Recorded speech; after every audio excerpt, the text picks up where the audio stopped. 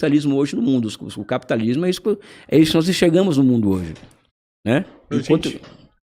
Desculpa, a gente estava conversando com um pesquisador e ele falou que para a gente analisar um determinado momento de hoje, a gente tem que olhar para a história, né? Onde que foram os pontos de acerto. Se você olhar para trás, você consegue identificar quais os momentos foram cruciais para a China virar o que ela é hoje? Eu acho que primeiro a Revolução Russa de 17, porque a Revolução Russa ela mostra para a China que é possível superar uma autocracia, superar um país que estava em grande medida derrotado na Primeira Guerra Mundial, e que um grupo pequeno de militantes muito determinado, que era o Partido Bolchevique, era capaz de mudar um estado nebuloso de coisas, né? Então aquilo lança uma chama para a China. Depois vem em 19 a tradução do Manifesto Comunista para o Mandarim, né? E já é o segundo momento, né? Caramba. Vamos lá, 17, 19, depois 21 a fundação do Partido Comunista, né? Então são 3 momentos aqui.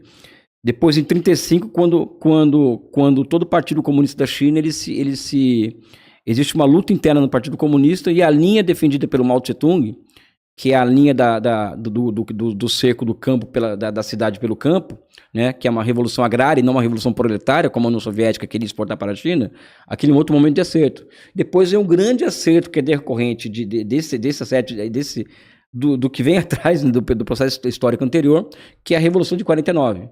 Né? A Revolução de 49 ele é o marco fundante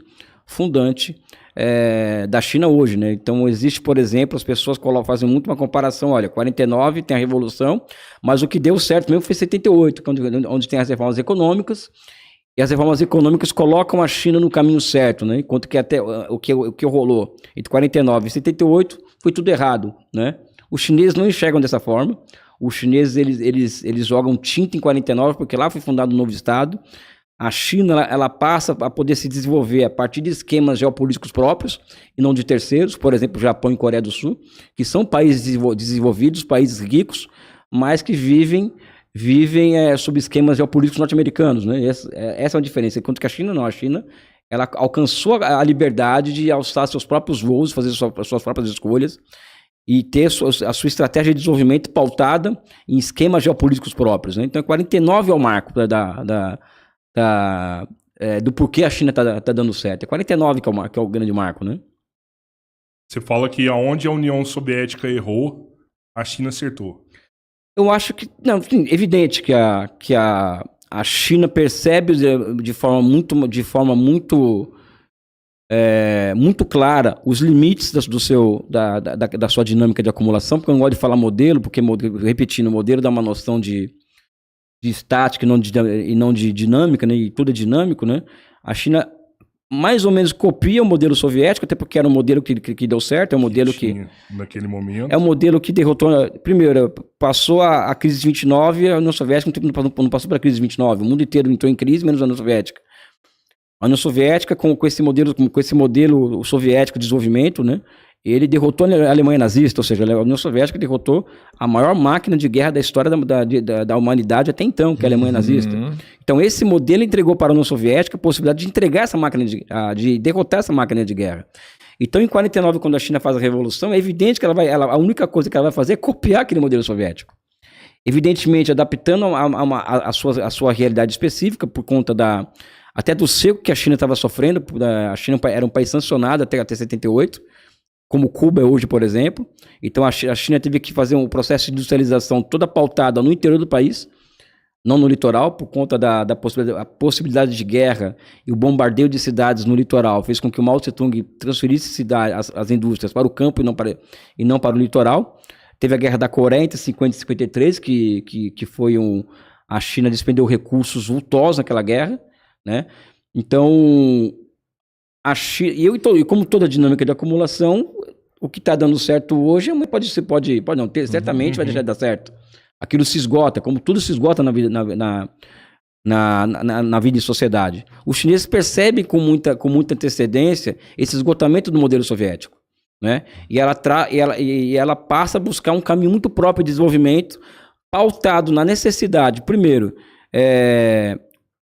socialismo não é pobreza. Então a China, em 78, por exemplo, ela teve muitas conquistas em 29 anos. Né? Então a China conseguiu construir uma indústria mecânica, uma indústria pesada, uma indústria mecânica pesada. A China teve um crescimento industrial entre 52, que é o primeiro plano quinquenal, e 78, de 6,6% ao ano, que não é... Nossa. Né? A China, ela lança suas bombas nucleares, o seu primeiro teste nuclear em 64. A China, ela lança seu primeiro satélite artificial em 71. A China inaugura o metrô de Pequim em 75. O metrô é um tipo de empreendimento em que você percebe claramente o nível de desenvolvimento de uma economia, porque os trens eram chineses, os vagões eram chineses, os trilhos eram chineses, cada rolante chineses. Então a China criou, apesar de ser um país muito pobre ainda em 78, então, ela criou todas as condições para o salto em 78. Ademais, a China em 49, ela tinha uma expectativa de vida de 35 anos de idade. Ela chegou em 78 com a expectativa de vida de 69 anos de idade, se eu não me engano. Cara, dobrou. Dobrou. A China tinha 90% de analfabetos, né? E eu não vou te precisar aqui, mas a taxa de alfabetização da população chinesa deveria ser acima de 80% em 78. Né? Então, o Mao Tse-tung, ele muda completamente a face da China. Não sem erros, não sem problemas. Até porque eu tenho dito, desculpa me estender aqui, não, fica tá. que o socialismo, é isso que eu quero. Que o socialismo, como é uma experiência nova, porque o capitalismo tem 600 anos de idade, se nós pegarmos o capitalismo desde da sua forma comercial até hoje, tem mais de 600 anos de idade. O feudalismo teve 2.000 anos de idade, a comuna primitiva não sei mais quantos mil anos, né? Então o socialismo tem apenas 100 anos de idade. Isso não é nada na história. Então a tendência do socialismo é ser uma experiência histórica que tende ao erro, não ao acerto. Uhum. Essa que é a grande questão. Então as pessoas, os erros do socialismo, o socialismo deu errado, não. O socialismo é uma experiência fadada ao erro, inclusive, né? Por quê? Porque não tem um modelo, não existe uma receita de bolo, é uma experiência que ela acontece. As classes que tomam poder na China, por exemplo, ou na União Soviética, ou em Cuba, na Coreia, elas não são classes dominantes do ponto de vista econômico. Né?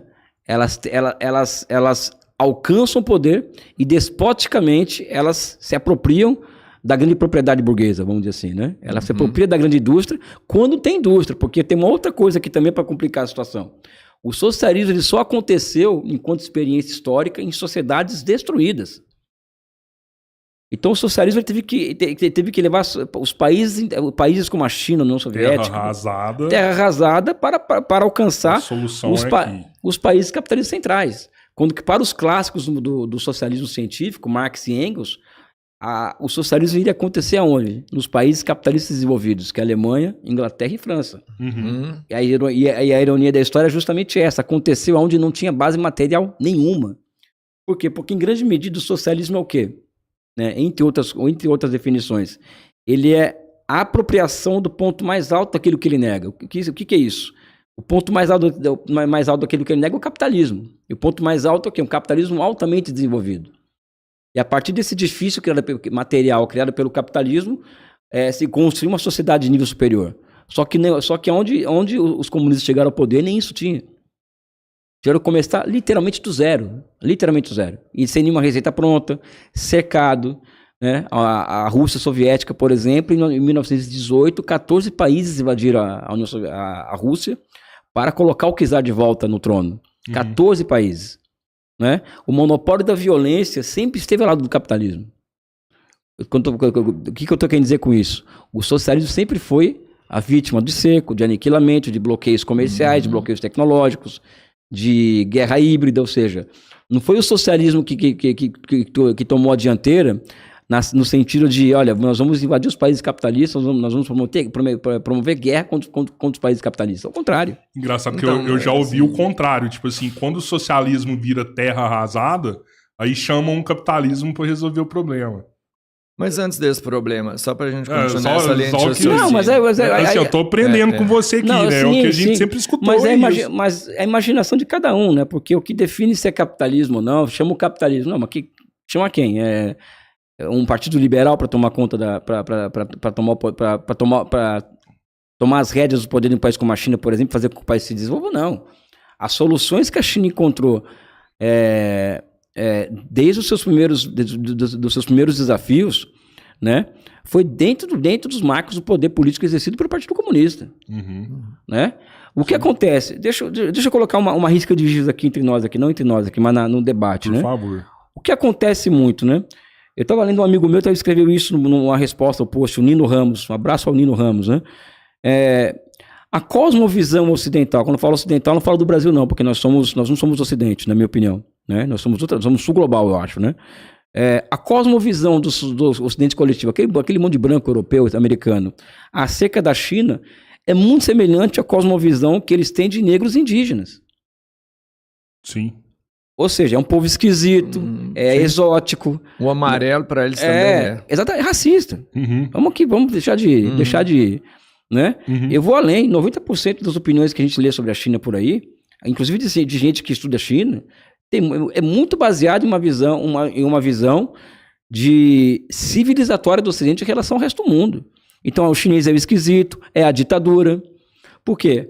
Porque só pode dar certo uma forma de sociedade, uma sociedade baseada em valores de mercado, de democracia liberal, né? Então a China aquilo não pode estar dando certo.